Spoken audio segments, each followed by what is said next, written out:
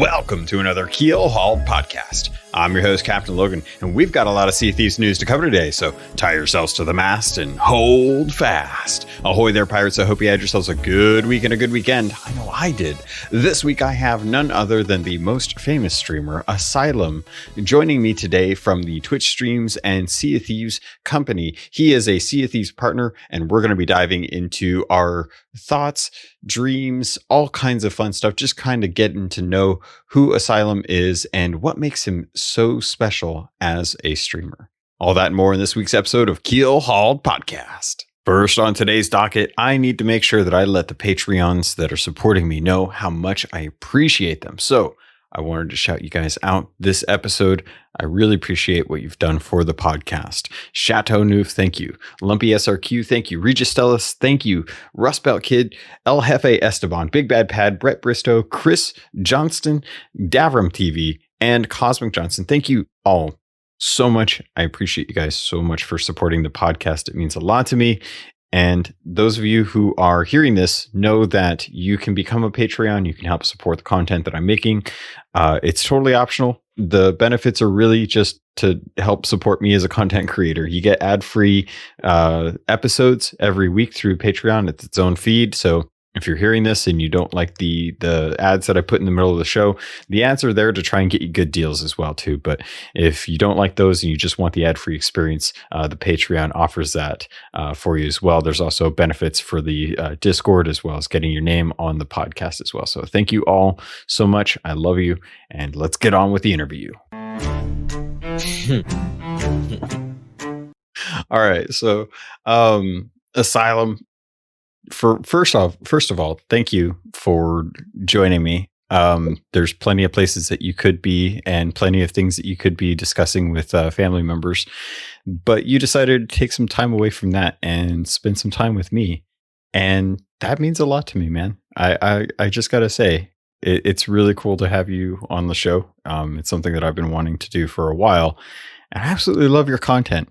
And I just got to get that out in front before anyone else gets a word edgewise. I just have to say, I love your content. I love what you do. You've had some change ups in your stream themes and stuff, and I love the dapper style that you're going with right now.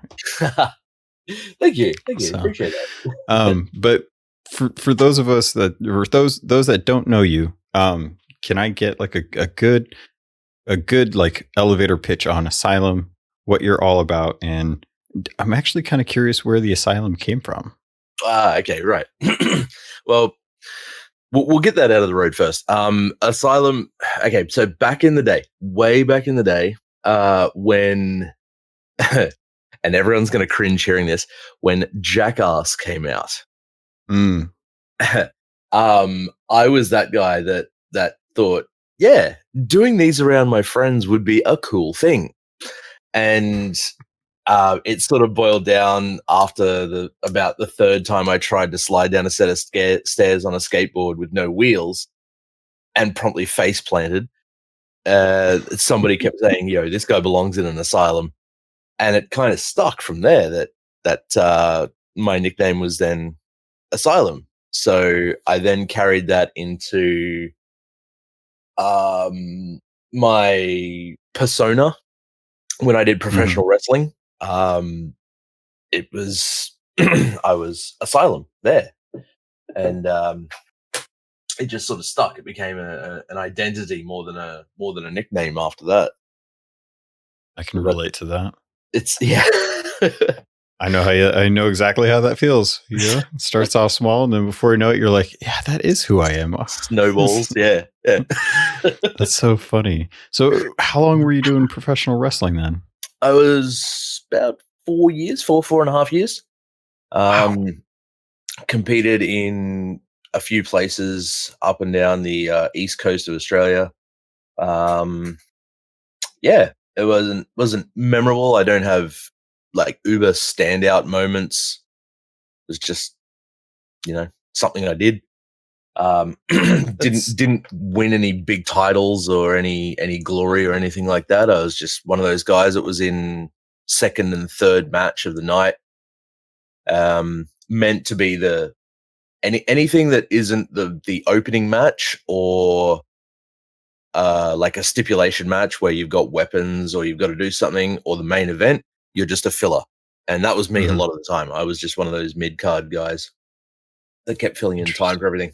So, yeah. Was that because, I mean, okay, so for my personal experience, that sounds pretty amazing because I've been working retail most of my life. I can't sit there and say, oh yeah, I used to play professional football, or oh yeah, I'm a real good, card shark at poker. Right. I can't, I don't have an interesting story to tell other than, yeah, I used to work at GameStop and I used to bag groceries and stock shelves. And that's not as glorious as like, yeah, I used to go and put my body through all kinds of rigorous training and torture for the sake of entertainment, and people enjoyed it. Like, I don't get that kind of a story. So, I mean, you say that it wasn't that memorable, but I mean, it seems like it was a good highlight of your life. Was there something that you wanted to do with that, or what was the thing that kind of, actually, I guess a better question is what got you out of it? Well, getting out of it was significantly more difficult than getting in. During a particular training session, this is the thing that started it. During a particular training session, we had this new guy in, and he was one of those ones, I know how to do everything. I'm better than you are.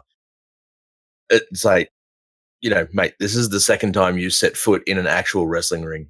You don't know what you're doing. And sure enough, graphic content warning here. We went for a particular move and he didn't do his part of it. So the thigh bone and the shin bone behind the kneecap slid parallel and pushed themselves down beside each other in my right leg. So he just heard this ungodly crack, like you're cracking your knuckles. And then both of those bones slid down beside each other. And then when I realized, and my knee was just this enormous width of pain, I sort of kicked my leg out and it drew them back, and you just hear this snap as they pull back into place. So it's like this enormous hyperextension of all of the tendons behind there. So to this day, my right knee still doesn't function properly. Then after I had to take time off, I kept showing up to training so that I could do things like psychology, match building, all of that sort of stuff. And, it started to turn into, I was watching all these egos play out in front of me because I wasn't in there doing what they wanted. I was watching these egos build up in front of me. It's like, I can't handle all these backstage politics. I can't handle being injured all the time because of stupid people. And I just sort of wiped my hands and walked away from it all. But yeah, it was, that's brutal.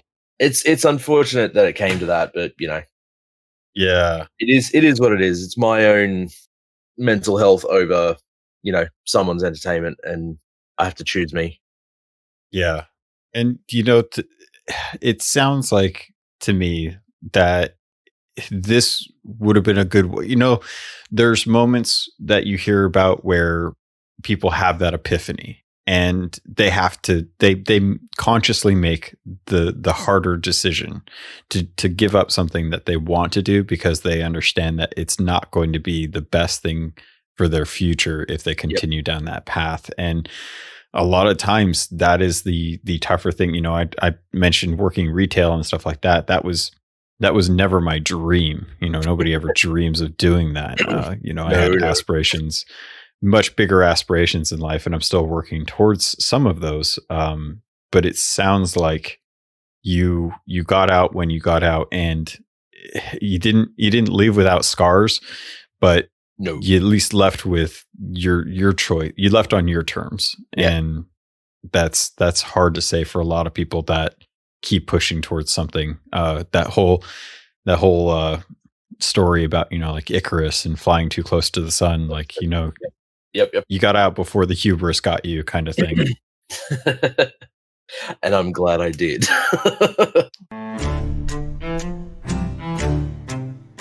Well, now you're doing amazing stream wise. It's been something that has really shot off in the last year. You've done tremendously well for yourself, and a lot of it in part to who you are and the community that you've built up around you. I remember watching, when you had very few followers or very few viewers, and you have not changed since becoming very, very popular on stream.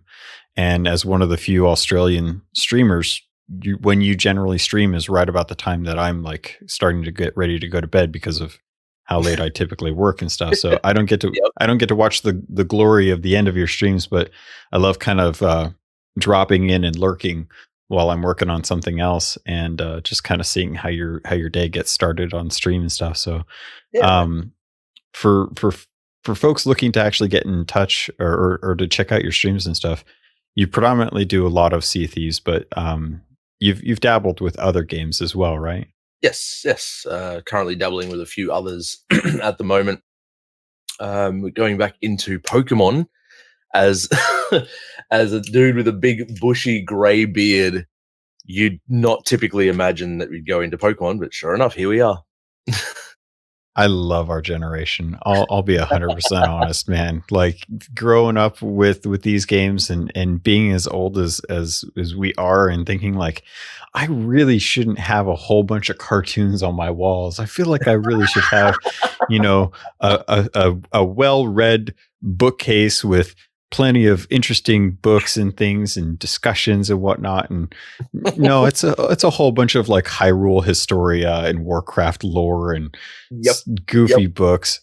And so, yeah, I know exactly how that feels, man. I feel like our generation just got lost in the 90s, and we never really grew up. We were like it's like Never Land or something. Yeah, it's such an awkward area. It's so good. Okay, so I have to ask, with Pokemon, do you have a favorite Pokemon? Oh, of course. It's always been Squirtle. Always. He's been my voice since day one.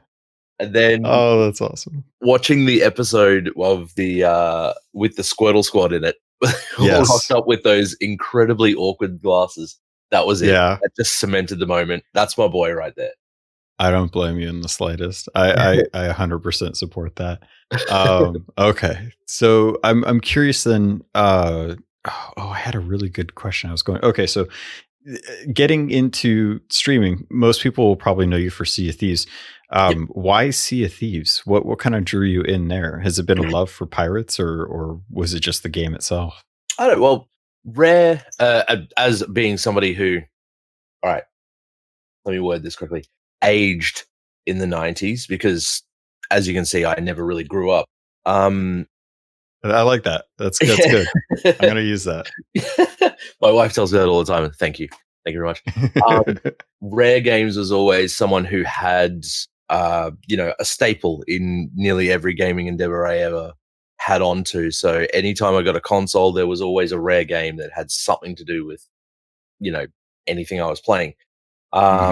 And a really good friend of mine, Miracle, who I play with a bit, he was telling me, he was telling me about Sea of Thieves. And okay, so he was a brave vanguard. So he had to do the dance, the very fine line of, you got to get hyped for this, but I can't tell you why. I'm like, oh, great. Okay, now you've sold me. All right. I'm now staring at a jar of cookies that can't have one. So yeah, it grew from him basically dancing around like an excited labradoodle about this really, really cool Rare game that was coming out about pirates, and then day of release, bam, gave it a whirl. Yeah, this is cool as hell. And to be honest, after that, the interest sort of tapered off a little bit, or really awkwardly tapered off. I was just sort of got to that point that everybody did really early on. Well, there's not a great deal to do. Then my wife got the game. And I had to play it then because she was playing it. So she wanted someone to play with. And then all of a sudden that just did the whole elevator straight up kind of take off. Just that was how fast the interest grew after the wife got on and had a decent crew to be sailing with the whole time. Well, kudos to you. I've had my wife play through parts of the maiden voyage, and she got to the point where she had the map to get the treasure chest full of little tools. Yep. And that was about as far as it went. Like I tried to do the thing where I wasn't going to helicopter over her. Like I wasn't just going to hover over her and be like, go here, go here, go here, do this, do that. You know, I wanted to see like, is it good enough to teach someone who doesn't play games? And I went and I was like, I'm going to go take a shower. I'll get cleaned up. I'll come back, see how she's doing. I get out of the shower. She's on the couch watching TV. I'm like, what happened? She's like, I couldn't figure out what to do. And I was like, did it say what to do? She's like, yeah, I couldn't figure that out. And I was like, did you read it? She's like, I'm pretty sure I read it. And I'm like, okay. Sorry. Didn't mean to imply anything. Just wanted to see. She's like, it didn't say that. And I was like, okay, I'm going to go back here. Boot up. It says it, but it's one of those goofy little icons. Of course, it doesn't make sense to someone who doesn't understand what the icon for press right stick in, or, you know. So I got to that point. I was like, I'm not going to get her to play. Except I've gotten her to play Halo, which is weird. So I can't figure that out. So the fact that she's okay running around shooting things but can't dig up a chest boggles my mind. So the fact that your wife actually plays Sea of Thieves is just amazing, and I absolutely love it. And the fact that your daughter's into games is awesome too. But so give me so now I'm kind of curious. Okay, because Miracle got you into the game, and then your wife kept you involved with it. Yep. Was there ever like pirates in your past that really kind of drew you in, or is the pirate thing just kind of the part of the game that doesn't necessarily contribute that much to enjoying it, and it's the actual game? That question is actually really good for two reasons. Well, yes, pirating in the past sort of thing, and learning of pirates. Two things actually come to mind. One pirate by the name of Black Sam Bellamy. I wanted to sort of it's currently a goal to eclipse his worth of when he died, because he was the richest pirate at the time of his dying. Really? Okay. His amassed fortune, taking into account conversion rates and inflation and all that sort of jazz, back in the day he was worth, I think it was 120 million US. So I currently have a goal to beat Black Sam Bellamy as far as my in-game gold is concerned. And there's so many people in the world that have already done it. They've gone gangbusters and just warp speed straight past it. So I was like, okay, I'm just going to take my time. I'm going to do it. I'm going to have some fun and do what I do while streaming. But as we'd also found out, my mother, when she retired, went in to do the whole genealogy and tracing your family tree thing and going through ancestry and all that sort of jazz. Finds out that a good chunk of my heritage actually is Scandinavian.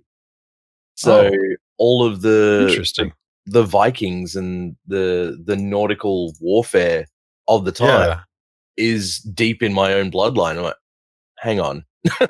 This is too much of a coincidence. Oh, that's funny. I'm gonna have to run with this. That's great. That's so funny. See, I mean, I could get into my past, but it's mostly German and Puerto Rican, and there's only so much history I really feel like diving down in that one. But yeah, maybe not this week. Maybe in like 5 years, we'll start diving down that rabbit hole. You prepare yourself for that one. Yeah, that'll be a fun episode, I'm sure. Okay, so you've actually got better ties to pirates and stuff than I do, because I've just been a huge dorky fan of pirates since I was a kid. You know, I grew up with like Disney cartoons and, you know, the rides and whatnot, and living in Arizona, maybe a good 6 hours away from Disneyland. It was one of the treats to get to go, every 5 to 10 years to go to Disneyland and actually ride Pirates of the Caribbean. And then, of course, when the movie came out, I ended up watching it like 6 or 7 times with different people across different states. Right. And that was, that was just how I had to justify watching it multiple times. But I've always been in love with this. But having the Scandinavian thing has that been something where like that? Have you been opened up to other games because of that kind of a realization, or have you yet to really kind of traverse that ground? A few people have told me, get into Assassin's Creed Valhalla. Mm. You've got that lineage tie because then there's some interest and you've been talking about it, get into it. But since I think it was Assassin's Creed Syndicate, I lost so much interest in the game.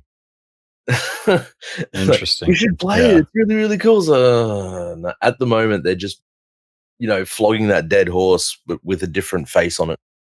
Yeah.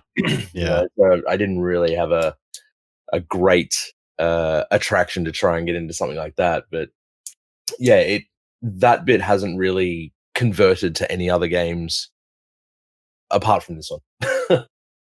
Makes sense. I mean, you're having a good time with Sea of Thieves. It's hard with games of services to try and branch out into different venues and stuff. Try and actually play multiple other games. Ugh, it's so hard.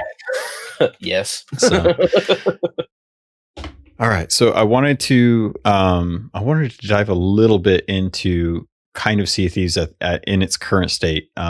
You've been with the game for a while and you've been following it. You've been a Sea of Thieves partner for a bit.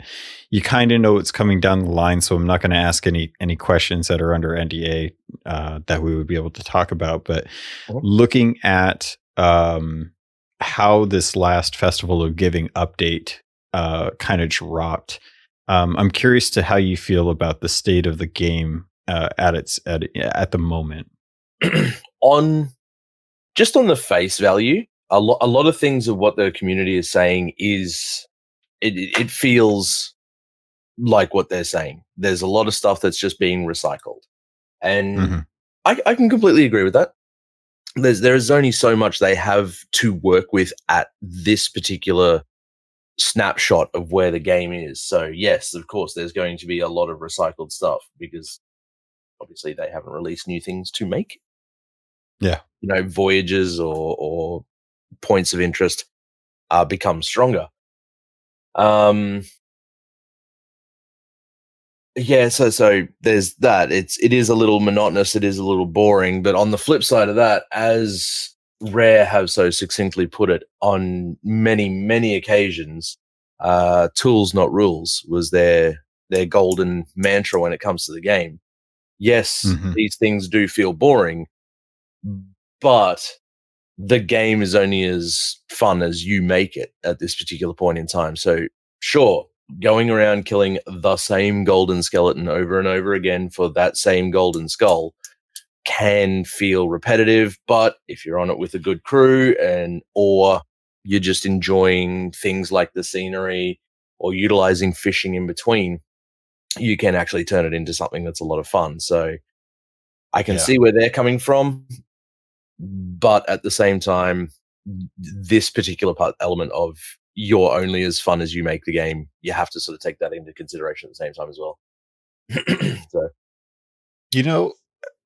it's a funny predicament because I was thinking about it the other day, and I don't know how I feel long term. But at the moment, I was thinking about how I kind of miss some of the simpler seas, where there wasn't where the fort was really the high point of the server. And it's weird to say that because it seems like during that time, everything that had come out, after the game's initial launch, it was so welcome. It was such a breath of fresh air to get new content. But then there's that part of me that's like, man, there's just so much stuff going on in Sea of Thieves, and the seas themselves feel so much smaller now. It's like I can't sail, and obviously this varies depending from server to server. So I understand. I take that with a grain of salt, but it feels like one of those moments where you can only sail like maybe 2 islands before you either run into something, whether it be a shark or, a fleet comes up or another cruise next to you, or Flameheart pops up and he's starting to badger you about not even engaging with him and mocking you for ignoring him and stuff. Like, it feels almost to the point where I can't walk on some of the islands and kind of lose myself in the vegetation because there's something there. There's this thing, or there's a skull, or there's a pedestal, or there's a tall tale, and it feels like so much of the game is filled out, but at the same time, I also feel like some of that mystery has been kind of washed away. We only have 2 uncharted actual islands. One of them is tied to a tall tale, and the other one is actually still completely uncharted and has story, but nothing tied to any kind of event or anything. So I don't know. Have you run into that? Am I alone? Am I on something there, or are you pretty happy with how the seas are at the moment? I look, being from somebody who came from day one and knowing that back in that very first feeling that I had when it starts to taper off and go, oh yeah, there's nothing really to do. Now that it's full of everything, we're starting to experience a lot of players who are just, sit there, whoa, there is so much to do right now. And that's keeping player engagement really high, which is fantastic, which is really, really good. Mm-hmm. However, you are right. The seas do feel smaller because you can't spend time just to adjust a sail and then move around and have a look at something without something happening. Yeah. You'll gone are the days when used to go past, say, you'll go past Plunder Valley on the eastern side, and there's that skeleton, the Canton. Yeah. But now every time you go past there, it fires at you. However, back in the day, there was always the chance that he'd fire at you, and that was sort of exciting back in the day. That what's firing at me? What's firing at me? Then you look and it's the island's firing at me. What's going on here? Now it's just every time you go past, you're like, can you not? Can you just stop, please? or it's the opposite sentiment where you're like, oh, that's adorable. Look at him. He's always trying. Look at you, Splash. Oh, you nearly got hit the ship that time.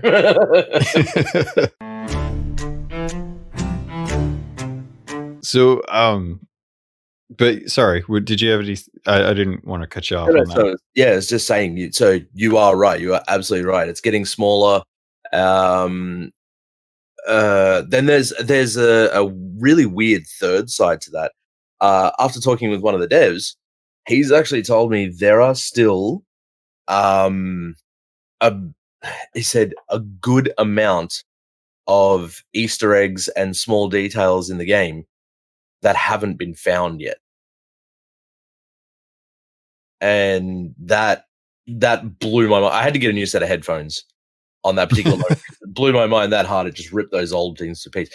To know that there's still stuff that they've snuck in the game that, what were they at last time? 15 million downloads, something like that.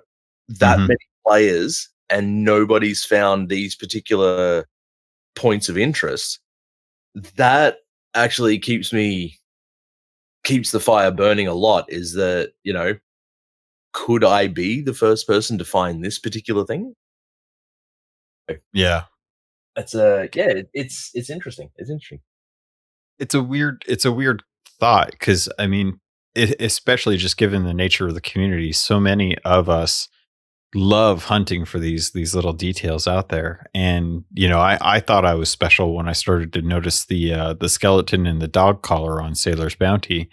And come to find the lore out about that was really awesome. But when it started moving, I was starting to keep track of this stuff, and I was like, okay, well, what the heck is going on with this? And finally, when I talked to Mike Chapman about it and I got my answer, I was like, oh, that's cool. It's actually tied in there. But that's like 2 years in the making of that little bit of information that was going on with that. So I would love to see, like, has there been something that I've just been completely missing that, one of these days you're just going to like stumble upon and stuff. So yeah. I would love to have that moment too. I mean, For all we know, there's still rumors of the Shrouded Ghost. So, could be a thing, could not be a thing. Maybe you never know. Yeah, we might actually find it one day, see if it's actually real. So, how do you feel about the story in that case? Because at this moment, we've kind of run into a situation where Flameheart is breaching the Sea of the Damned with a fleet of ghost ships. Ashen Lords are being summoned by skeletons through the means of chests of rage. Stitcher Gem is missing. The Mysterious Stranger is missing. Reaper Bones are out on the seas wreaking havoc, but not pillaging outposts, which is odd. Duke has been ousted, finally, and Lorena has taken over. May she long reign. And I'm really curious, like, where are we going with this story for you? Like, where do we get to with the lore that we're at right now? What do you want to see as far as what you think we're going to go into the future, as far as any kind of weird speculation? If you can't talk about it, totally understand. I'll jump ship. No. At the moment, what I would like to see, and the things that I'm about to talk about aren't covered under the NDA section, so the things that I want to see is we've got our main storyline. We know Flameheart, we know the Ashen Lords, we know the Mysterious Stranger and Stitcher Gem and all that sort of stuff. Yep, cool. That's like the meat in the meat and two veg of what's going on with Sea of Thieves. I want to start exploring the veg. Let's talk about the mermaids. Let's start getting ties to the Ancient Ones. Let's subterranean stuff. Go swimming underwater to go through caverns like on the Uncharted Island where you used to go to find Beard book. Stuff like that where you have, but big lengthy swims and swims that have traps and shark spawns and stuff like that. Stuff that makes it really sort of dangerous, not just, okay, pop in here, go through that tunnel, pop up here. Hooray.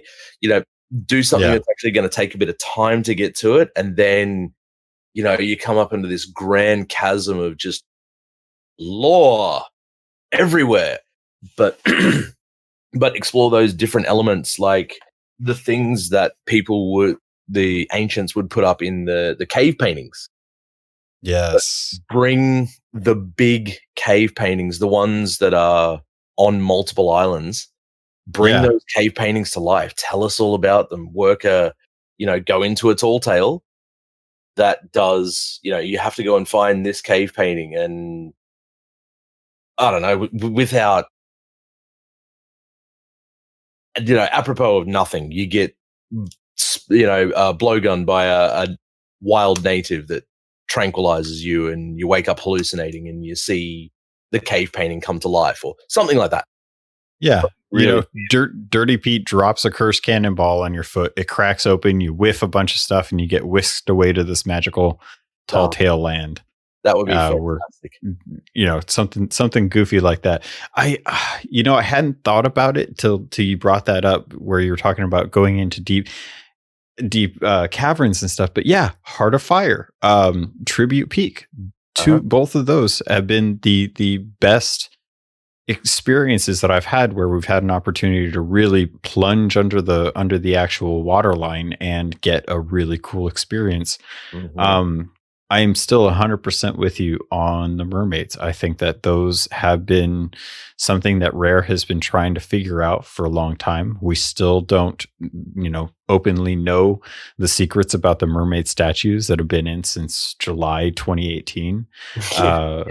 So I would love to get an opportunity to explore more about that lore and to dive into that. And if everything willing, Mike Chapman be praised, we could get Diving Bell and Nine Cat Nura into the game and actually get to talk with them, to get a voice to their name and to see their relationship change and grow in front of us, instead of just imagining what it is through the Tales of the Sea of Thieves book, or the little pages. It was so interesting to see the New Year's resolution from Sea of Thieves from Rare this year, and see like the little etches, little side comments on there, and I was like, oh man, that takes me back to reading Tales Yeah. from the Sea of Thieves. Yep. So I'm right there with you. We're in a weird state right now where we're kind of transitioning between what we have been expecting, which has been monthly updates, sans Coconut Fever, where we haven't been able to get month to month iterations, but I think that's actually been for the benefit. I think it's actually been nicer to have breaks in between where they can kind of shore up some of the loose ends on some of the patches and be able to help kind of make sure things are tweaked. At the moment, we've been seeing a lot of server instability with the game, and I wanted to address this with you because as someone who's been playing Sea of Thieves for a very long time, who plays a considerable amount of time when you're streaming and on stream, you probably see this a lot more than many of the casual fans of the game. At the moment, Rare's recently put out an actual apology for this in the form of currency. So for people that haven't been keeping up with it, if you were playing between December 28th and January 8th, you're going to be able to receive 100k gold and 250 doubloons, which is actually really nice this weekend because this weekend's Gold and Glory. So you actually could get 200k and 500 doubloons. Mm-hmm. They're still running into instances where we're having server lag or not server lag, but server instability with the rewards of reputation. We just saw an update today that is actually talking about intermediate experiences with the trader, the store, and Emporium access that they're looking into. Seasons is something that is, announced to be coming out 4 days from the time of us recording this. Are you confident that these server issues won't impact the launch of Seasons, or do you think that they need to kind of take a moment to work on the server stability and push back Seasons?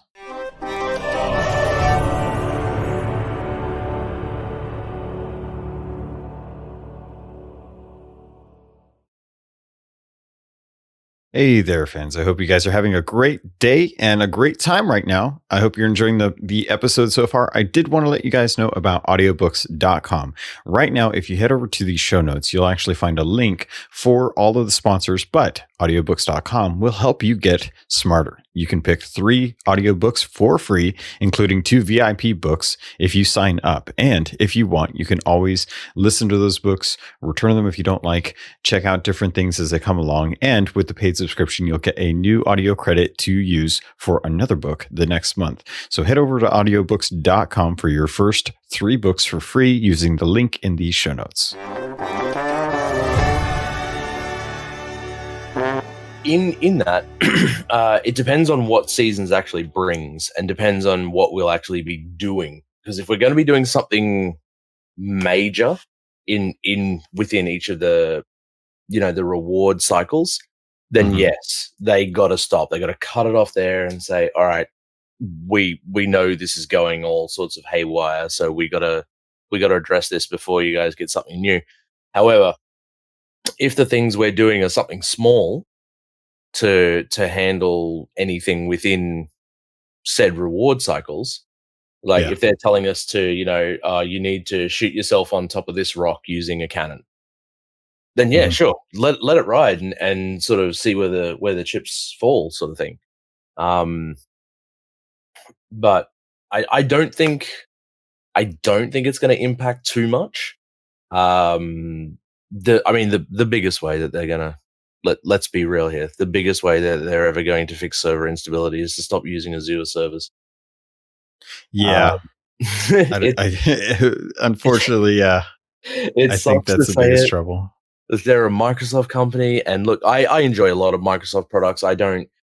There are things that are inconvenienced for me, but not something that's going to make me turn away from Microsoft products.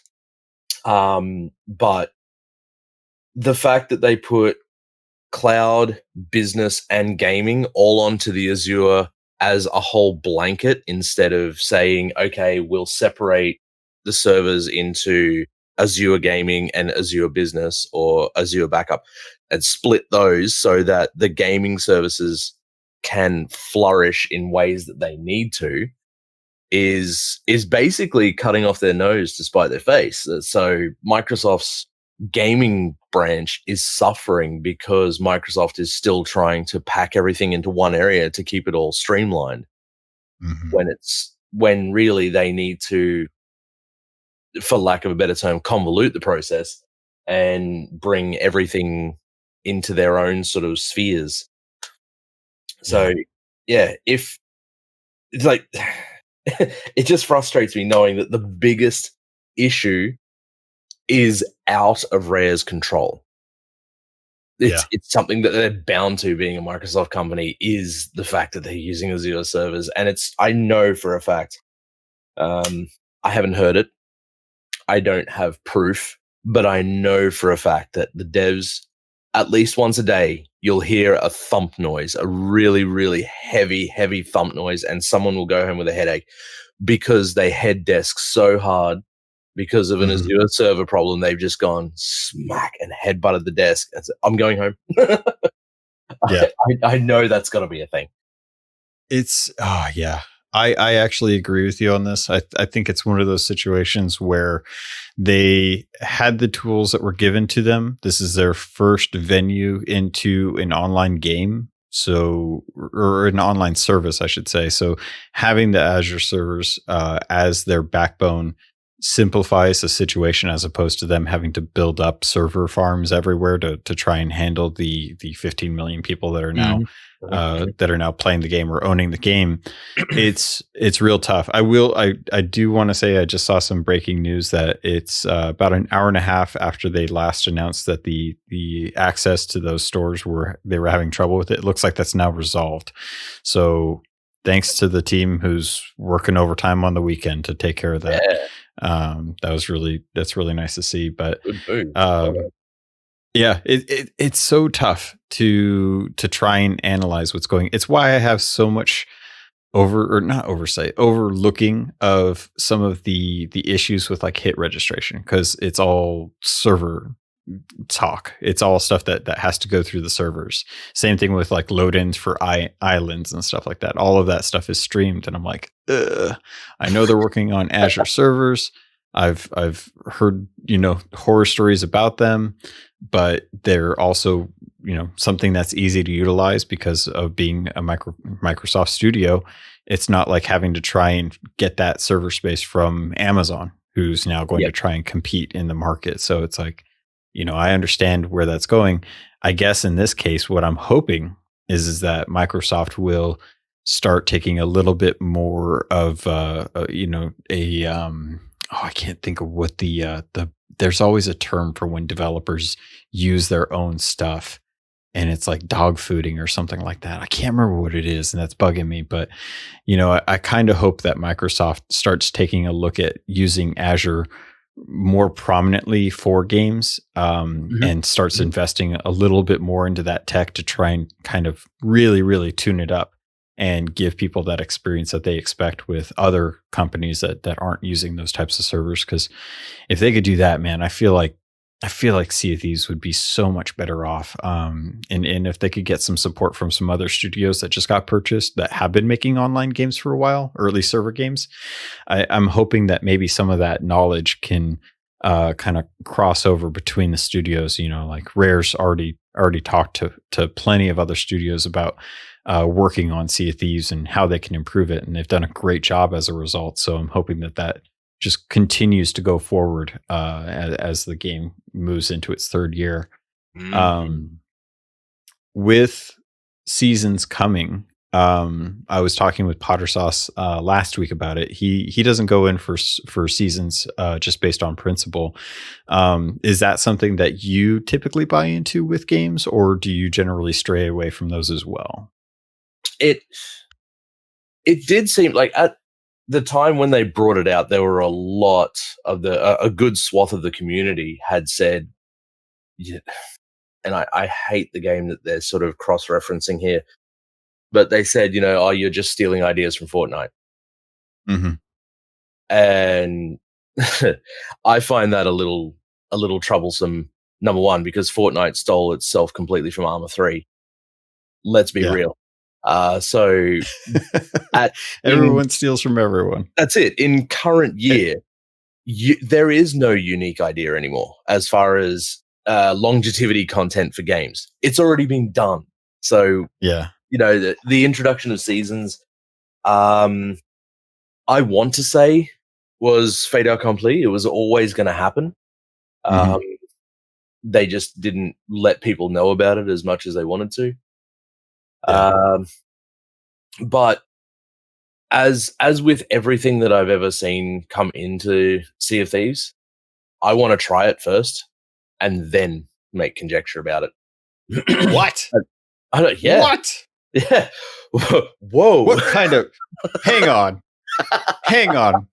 Are you trying to tell me that you want to try something before forming an opinion about it? I know it's weird to say. I know. And I can't believe you even just said that. I'm going to have to kick you off the call. I called you with the expectation that we were going to have completely formed opinions about things we've never even tried. I have a cyberpunk podcast, for God's sakes. I can't believe you want to actually give this a go. I want to let it grow before I pick the flower. Review it because you're reviewing the thing instead of prejudging the thing. That is ridiculous. No, I'm with you on this instance. I'm really looking forward to seeing like what's going on with this season, and I have full faith in Rare adapting, even if they don't nail it on the first try. And I think that's the key takeaway that I keep in the back of my mind whenever they come out with something. If the community doesn't like it after it's come out, that's when they have that sit down chat and they're like, all right, this didn't quite work out the way we wanted it to, or we couldn't quite support it the way we were hoping to. So let's do this instead. I'm curious with emissaries. We were told that the rewards for those were going to cycle, and we haven't seen that yet. Do you think that that's still coming down the line? And how does that kind of get impacted development time wise, as far as like them trying to work on seasons and them trying to work on emissary content? Like, do you think that those two things clash to where there's only so many hours in a week where they can work on stuff? Yeah. At the moment, they're working on, they're working on this stuff coming up, but then fixing this at the same time. And then also a little bit of the dev team trying to make up the new things that they have to put in further on down the track, sort of thing. So I honestly want to see them get worked on a lot more. The rewards in the first instance were, how are the kids saying it these days? Chef's kiss. They were gorgeous. They were absolute. And I don't care if you're going to tell me that I can see you across the seas because your sails light up. Cool. That's a warning. What are you going to do? I've spoken to so many people in my chat and a bunch of people on the seas that actually said, it's like a beacon, it's lit up. And it's like, well, are you actually going to do anything about it? Yeah. Because when this particular person that I met on Thieves Haven told me that they could see my sails from all the way over there, I sailed up to you and engaged in you and spoke with you in game. You didn't do anything about attacking me, like the inference of you saying, I can see you from a mile away. I spoke to you, and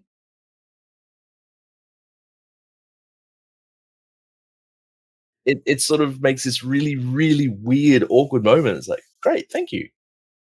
What now? Sometimes, yeah. Sometimes I wonder, like, has the tuck method of playing become so prominent that the gusto of being a fabulous pirate on the seas has lost its way to where people want to try and be as sneaky or crafty? Like, have stealth games ruined us so much to just running in guns blazing and just wanting to be that big, bright light in the sky and being like, yeah, no, come at me. I don't care if you see me. I'm fine with that. That just means you're going to be prepared for when I actually do descend upon you and take your stuff, because that's exactly what's going to happen. I want the engagement, and I want you to be good with that. And if I come over with a giant blazing sails with the ship on fire, that's just, that's a handicap to me. I'm doing you a favor at this point. So I'm wondering if there's any correlation. It could just be me anecdotally thinking about how people like to play and stuff. But I'm really genuinely curious with how the future of Sea of Thieves is going to go. And I have so much faith that the studio is going to nail the third year. I feel like they've been holding stuff back. They've put out a lot of content this year. I'm not going to deny that. It's been hit or miss on a couple things, but generally overall, I've really been happy with the content that's come out. And I feel like they've been kind of building up. They've been pushing this rock up this hill all year, dealing with working from home and stuff like that. And I'm just ready for that rock to reach the peak, so that it starts to roll downhill. And I think I'm really hoping that 2021 will be that moment where we have that rock rolling downhill, and we'll get to see the all the work that they've kind of been working on and stuff for this. So I don't know. I just felt really good about it. Sorry, you were gonna say something.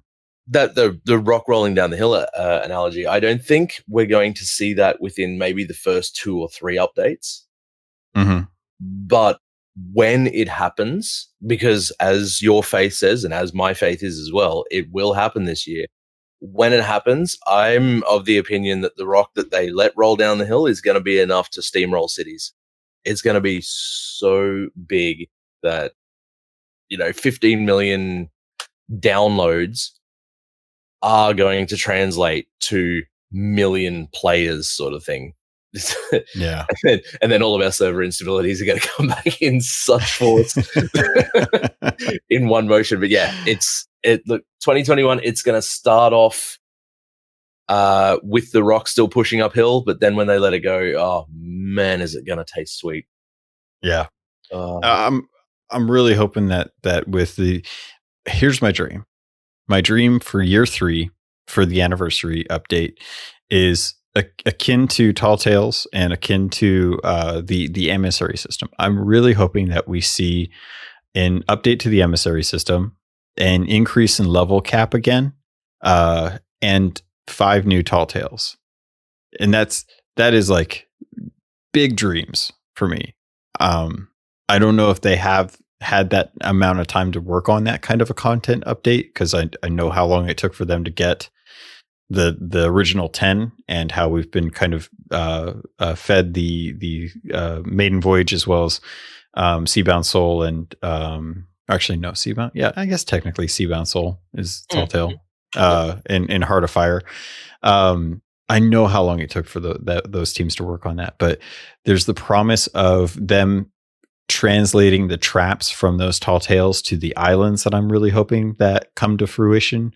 I'm hoping that we'll finally get that 4-legged enemy that they've been hinting at for years at this point, actually. And crabs. If we could get crabs as pets, I feel like we'd be gold right there. I think that would, if people could buy a little Leonardo. Oh no, what is it? What is it? What was the name of Leonardo though? Oh, I'm blanking out on that. Everyone calls it Shelly. I think even the studio calls it Shelly. Yeah. But Leonardo DiCaprio, that's what it was. I was going to get there. I was going to get there at some point, but I'm really hoping. So those are kind of what I was hoping.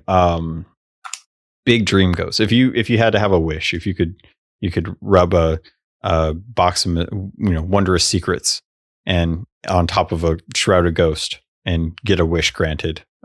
Outside of those 2 things, do you have any big dreams or big goals for year 3 as we kind of sit back and wait for seasons to get implemented? The biggest one I have is not actually something that's going to impact the game. In fact, Really? impact the gameplay or impact the narratives or anything like that. Mine is purely aesthetic. You want another art book? Well, I've already got all the books. I've got the I'm currently got a bead on all of the comic books and trying to find a better price for those. If I had duplicates of mine, I would just ship them to you. So good, so good. The thing that I want, and it's just when it's spoken out into the world, the back of the mind goes, "That's so simple." The thing that I want, sea life. Yeah. Stuff in the deep water. Yeah. So you fall off a ship and instead of diving underwater and seeing blue, you dive underwater and you see even just make it a lighting effect. You see a shadow of a whale or you see some manta rays swimming past, something like that. Something that gives, because, and going back to that tucking thing, you'll go on that impressively long swim from 3 islands away to go and tuck on a sloop. And you try to spend a lot of the time underwater so you're not easily seen. Yes, you're looking at blue the whole way. And sure, the God rays do look gorgeous, but let's get something else to look at, shall we? Yeah. That's what I want is a bit more visual to the. It's so funny. Sorry, go on. Oh, no, I keep thinking back and you're 100% right, man. Every time you go to forums or anytime you see like a YouTube comment or a Reddit post, there's always someone who tends to bring up like dolphins or porpoises like jumping up along the front of the bow, as you got full tilt into the winds, sails are all billowing. It's great. And you want to like, you go by an island and next thing you know, like you've got a little bit of an accompaniment with you and you start to hear the noises and you get to, I would love to see whales breaching the water to get more air, like during sunset in the shores of plenty. Like it would be so beautiful to see something like that.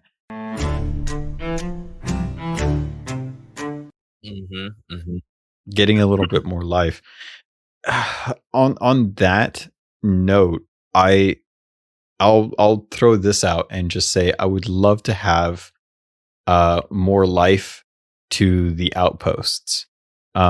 I would love to see the NPCs free of their placement and give them an option to actually kind of roam about the actual islands. I'd love to see like a couple of them hanging out at some of the benches outside of the tavern at GSO. And, you go to buy something and you're sitting there and you're like, where the heck is the vendor? I can't buy anything right now. And you're just like, what is that? And they've got a little sign on their doors, like over by the tavern. You go over there and they're over there having like a weird random discussion. Like I love some of the emergent voiceover work that comes from other games that you're just like walking by and you kind of tune into a conversation that's happening between two NPCs that have literally nothing to do with your life or the actual game, but there's a story there and they're sharing it. And I feel like there's something that would be really lend itself well to the atmosphere of the game if at times you're wandering around and you saw two of the actual shop owners sitting in the doorway waiting for someone to come up and buy something, and they're just having they're shouting between each other, like someone's talking to Harry at the Gold Hoarder tent, and it's so and so over at the equipment shop, and they're just having a conversation. They walk up and they're like, oh, and they straighten up their clothes and they walk back inside. They're like, hey, cool, glad you're here, what can I get you? That would be cool. Like that would be cool.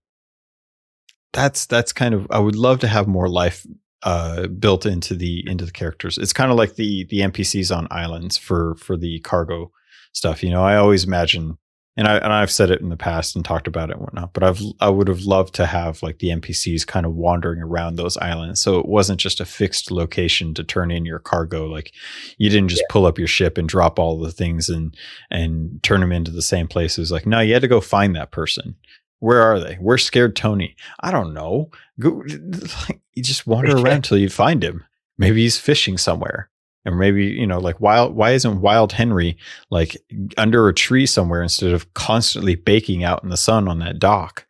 It's so strange to me that we haven't figured that out. But with sea life, I would probably give up some of the things that I even mentioned if I could just have some of the things like sea life and outpost life.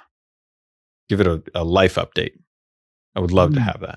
Or even break it down a little simpler and have, an NPC just wandering around the outpost. Doesn't tie into any story, isn't there for any particular reason, but they are there to, in parentheses, shop. They're there to utilize the outpost for what it's for. So even just throw a couple of those in as well. So there's, as you said, outpost life.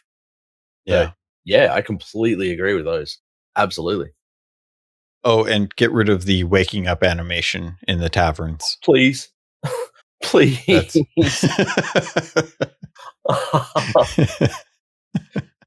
Nothing frustrates the start of my stream more than getting into the game, joining up because my wife always starts a ship and has it well and truly stocked by the time I get out here and set up and go live. And I'm joined onto her, and the animation plays, and then waking up, and every single time will be, come on, out of me. The same exasperation every time. It's like, just, can we just have, that original animation override that you guys put in? Have it for this one as well, please. And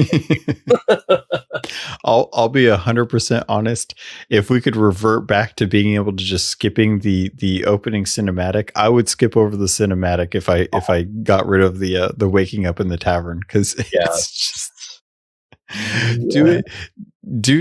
I'm okay waking up from the tavern if there's something new to the game that it's the first time I log in and it's like, oh hey, it's new update. I don't have this thing, but Lorena's got to stop telling me about the Festival of Giving. I get it. There's a giving festival, and the Festival of Giving is giving people festival gifts. I get it. I don't need this note. Please stop giving me this note. So, yep. Look, if there was a way they had a voyage that was recurrent and continued to go on over many sessions, and you had to pick out that, what? Out comes the knife, and you were here at this point. Okay, cool. Hang on. Don't start doing crazy ideas like this. This is no. I know. I'm not getting paid. All right, there you go, Ray. You can have that one for free. Giving all the best content out for free. Are you crazy? Right? If they were using it as a placeholder for where you were last time, yes. If there was something that they had to tell you about, we made, like, use it as a patch fixer. We fixed this in the last patch, or, something to remind you of this has been changed. Yes. Not go and see Lorena to get this voyage that you've already picked up. Thank you. I would actually go for a fourth wall breaking a fix. If that note told me anytime there was a patch, if it gave me the patch notes on there and I could pull up those patch notes like a voyage anytime I wanted to, if I wanted to refer to them, then I'd be like, sweet, new patch. I don't necessarily have to read the full notes right now, but if I want, they're in my inventory. They're not taking up a whole lot, but it gave me everything that I needed to know that was in the patch notes that was relevant to what I was driving forward to. That wasn't just a go see Lorena thing. Like, I would actually appreciate the hell out of that, because so many times there's so much in patch notes that isn't explained. For Festival of Giving, for example, you have to use certain types of cannonballs against another player ship with the Reaper's Mark up. That's cool. We have two types of ships and 2 types of cannonballs, but only 50% of those actually are the right combination that you need. Let me have that kind of information in one of the Lorena notes. They're like, hey, the Festival of Giving's got a couple challenges. Here's the challenge. And it says, if you want to be able to earn credit towards these, you must find cursed cannonballs that only affect players' ships.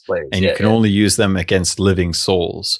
So don't go hunting any skeleton ships. Bam. Explained. Congratulations. I would love having that as opposed to, hey, did you go see Lorena today? Yeah, I did, like 30 minutes ago when I was hopping servers.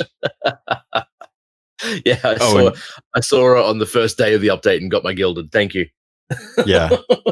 So I'm still in the mindset that I would love to have a message board that kind of gave update information, like a full-on message board, just a big old billboard out somewhere on every outpost. So it was like, these are all the things that are going on. If you want a voyage akin to like Witcher 3, when they had side quests posted up on the board, you would take the message, or you would take the note off of the actual board and you'd get the quest for it.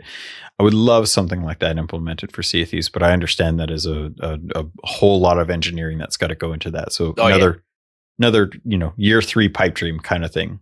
But yeah, there's so many big dreams that I think everyone still has. I can't talk to anyone that plays Sea of Thieves regularly and not have something that would be a good quality of life update for them. Even if it was just that one thing for that 1 month, they would be so happy if they got a storage crate at the beginning of every session that they could buy. If they could have a way to repair the holes on their ships, if they had a way to discard messages in a bottle, or if there was a way that they could get rid of fish lure, fish bait in the food barrels, and have like a specific place for them, like a tackle box or something. Yep. So many different things. I think so many people would love to get out of the game, but it's weird to ask for so much more and realize the hypocrisy that I had about saying how much simpler I enjoyed it or how much simpler the seas were and how much I enjoyed that time as well. Yep. No, 100% agree with all that. 100%. So I'm curious, kind of as I wrap things up here, what are there any big things that you want for the game that we haven't touched on, or have we pretty much covered most of the major things? Big things. The big thing, if I could get into a point where service instability wasn't a problem, they had a dev team on hand, there was funding and everything, and a bit of story available left to do so,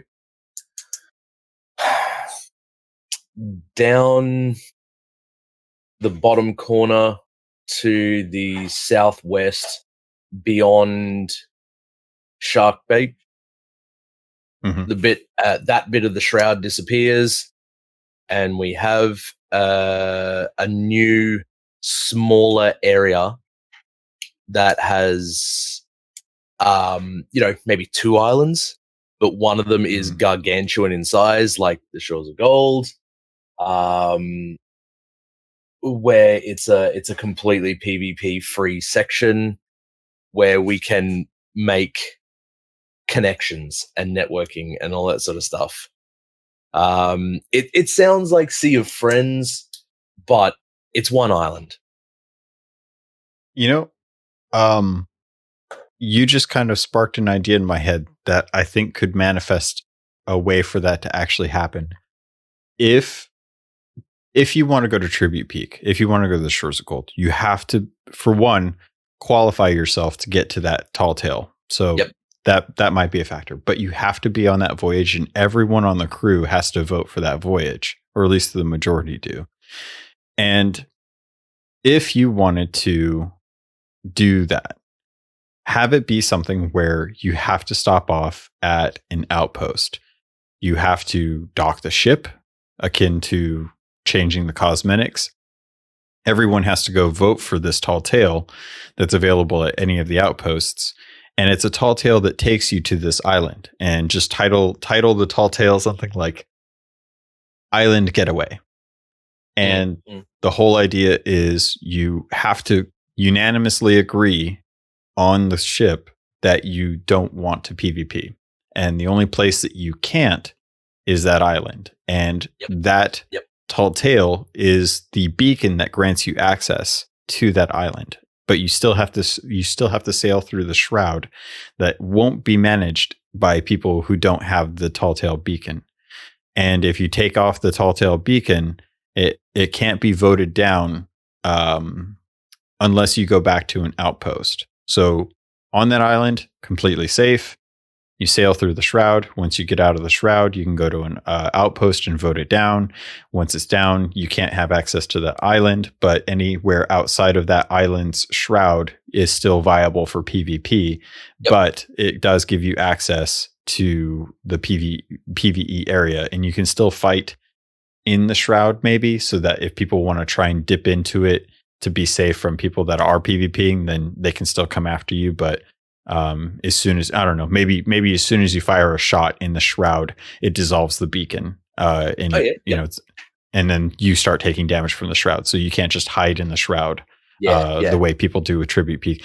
You know, you obviously you'd have to work out a lot of the kind of like, well, what if situations to try and carve out a space where this would be feasible. But of course, I think that might actually be an interesting approach. You know, it's something where we have arenas purely PvP. We don't have a safe place in adventure. We don't have a mode in adventure, or a mode for adventure where we could go that's just purely PvE. And I know this is always the topic that everyone rails against, you know, like, oh, well, you know, no PvE places because it's easy mode. And I have to go back to that situation where I'm like, you know, there's some people in this world that would love to play this game if it didn't have PvP.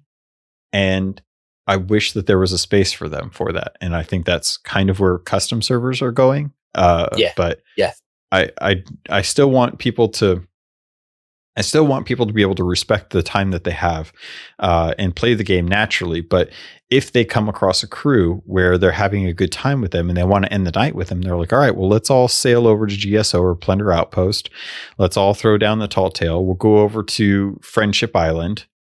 We'll have a big Care Bear hug out, and we'll just get to hang out and chat. You know, maybe that's where you could implement duels. Yeah, duels. What was I going? Mini games, card games, dice games. Yeah, stuff like that as well. Yeah, it just and traveling back in the conversation to Pirates of the Caribbean, Tortuga actually inspired that. Yeah, such a great place. It was all protected under the code. You respected the code, and if you didn't, well, you died. And you were just there for fun. Yeah. I always felt like the Pirate Legend Tavern was meant to be that. But it's so hard to access that it's that no one knows. Like, you never know when anyone's in the Pirate Legend Tavern, but it is kind of that place. But it's not necessarily a safe place. Like, you can still be killed in there. But I feel like that was always supposed to be that common area. And ironically enough, I think that the safe place right now, the safest place, honestly, is the place you go when you die. It's the Ferry of the Damned. It's the only place where PvP isn't allowed. Yeah. Do you think that the Sea of the Damned or the Ferry of the Damned facilitates that well enough if you're wanting to talk to people, or do you feel like you still want to have that Tortuga? Because I'm with you in this instance. I want Tortuga. I would like Tortuga on the grounds that and going back to, you know, things like risk versus reward, going back to things like Sea of Friends. Tortuga is just an island. Obviously that's designed really nicely, that you can go to play mini games and, you know, network with other people and have a chat and hang out. But nothing on the island gives you any sort of progression. Yeah. So make that very, very clear from the very beginning that we're not trying to create an area where it's strictly sea of friends. No, make it an area where you can just relax, where on those particular instances where my 6-year-old daughter comes to play with us, that I can take her into a spot where everything is going to be cool, where everything's going to be relaxed. Because there have been many occasions where we've taken said 6-year-old daughter on, and yes, they get spawn trapped. Yeah.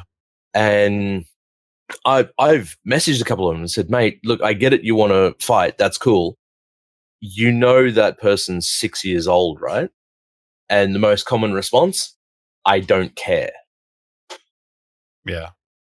No, all right. We get it. Okay, cool. So let's just make an area where we can go hang out and just enjoy ourselves. What if, and this is kind of like a band-aid on the topic, or you know, like it's a balm for the sore spot that this is. What if you could log into the maiden voyage with a crew? Oh, don't tempt me. That sounds great. That sounds thinking about really good. That's kind of what we want. That's kind of what we're talking about, is a fun, really beautiful place to just kind of hang out and chat with. But being able, like small term, I think it would be great if you could pick a ship and log into the maiden voyage and then go through that really cool, you know, if that's how you started your game, it would be a little more interesting. Like, I would love the idea of picking the maiden voyage as my way of getting into the game. It would be tough for folks that just want to get into a server and see what's going on. Obviously, you wouldn't be able to go check around the tables and see what events are in the sky and stuff like that. But if you could launch from the maiden voyage with the size crew that you want and the size ship that you want, and you could actually loot maiden voyage, it would always be stocked. You could stock up, you know, for however long you're there. It would have the same refresh as the barrels at an outpost, but you could stock up your ship and then sail through the shroud into the Sea of Thieves every time. Then it would be interesting to me, as kind of an onboarding for people, or giving a person a safe space to log in and giving you that option. I don't think that's feasible with the way that the tech is right now, but no, just having the option to venture out into the Sea of Thieves from something as cinematic as that travel, that route down through the shroud, would just be so beautiful. Having something like that, man. Yes. God, that sounds great. We got to stop talking, or else we're going to talk ourselves into a better game and feel really bad about what we got. Awesome. Well, okay. I'm gonna cut it off here. We've had some really good discussions on what's coming in the Sea of Thieves, but if people want to get a taste of your crew and hanging out with B2B and Mrs. A and Miracle and stuff, where can people find you and the Sanitarium crew? So start myself is just twitch.tv/AsylumGC8. Also, that's my handle on all of the socials as well, so that's where you'll find that. And every night, at least 2 of the Sanitarium crew are on the ship with me, and they will always be referenced in my chat, and you'll be able to see any of them being able to fumble their way through what we're doing at the time. So, and then if you click on the teams down the bottom under Sanitarium crew, it'll have whoever's on at the time being live, and they're all, each and every one of them are handpicked to be somebody that's going to provide entertainment, not just something to look at. So you'll always find something that's going to have a bit of interest and a long stay. I love it.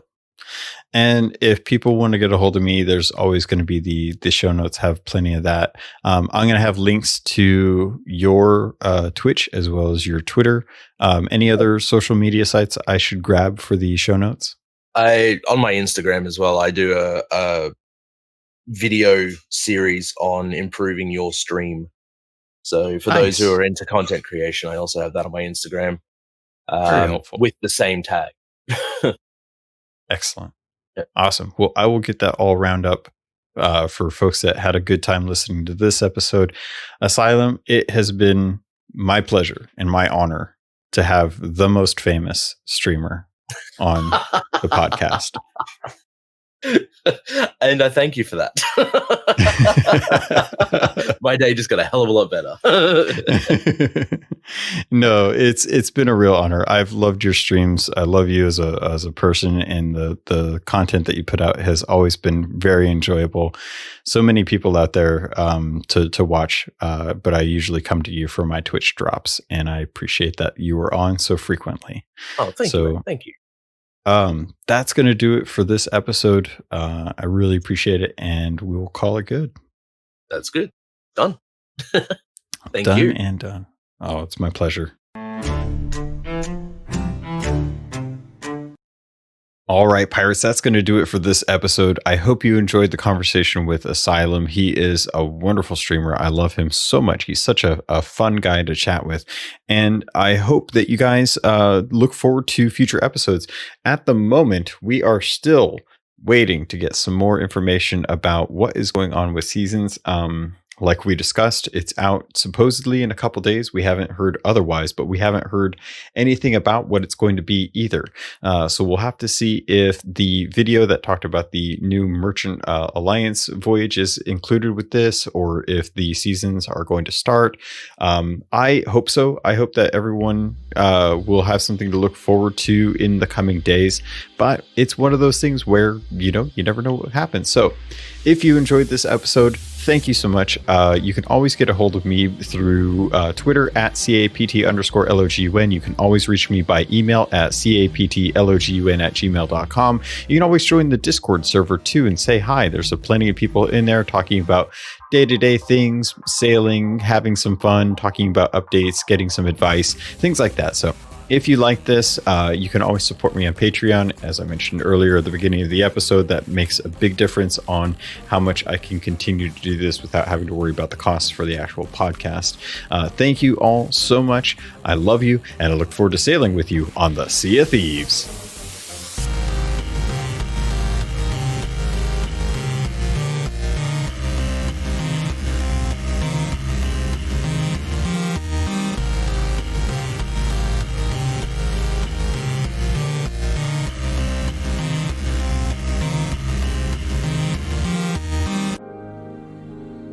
You've been listening to a Robots Radio podcast.